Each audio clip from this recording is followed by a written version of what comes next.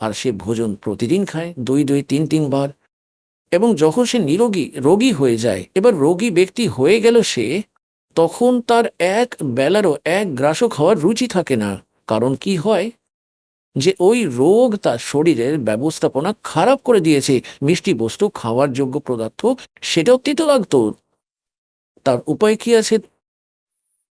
তার উপায় এটাই যে তেতো, যেমন কারণ ম্যালেরিয়া হয়ে গেছে, ফলে তাকে সেই তেতো কুইনাইন, খাবারের থেকেও তেতো, সেটাই খেতে হবে, না চাইতেও খেতে হবে। সেটা সেটা রুচিকর লাগুক চাই না লাগুক, ওটা খাওয়ার পর ধীরে ধীরে জ্বর ঠিক হয়ে যাবে। জ্বর যখন ঠিক হবে, তার রুচি খিরে বেড়ে যাবে। তারপর সুস্বাদু, সুস্থ হতে ফের সুস্বাদু হয়ে যাবে, সুস্বাদু মনে হবে, সুস্বাদু লাগবে।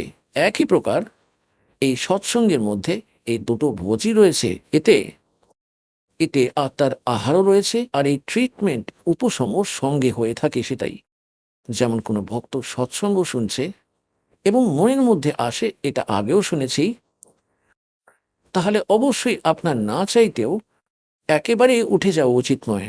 ওটাকেই বারে বারে শুনতে হবে। কিছুক্ষণ পর আপনি দেখবেন, ওহো, এটা তো বেশ ভালোই লাগছে। ফলে কুনিনের কাজ করবে। না চাইতেও ভগবানের মহিমা শুনতে থাকা উচিত, এবং না চাইতেও ভক্তি স্টার্ট। যেমন মন্ত্র করতে বসেন, রুচি হয় না, মনে না হোক, জোর করে মনকে পালাতে দাও। কিছুক্ষণ পালাবে, তারপর নিজে সেটা সেট হয়ে যাবে।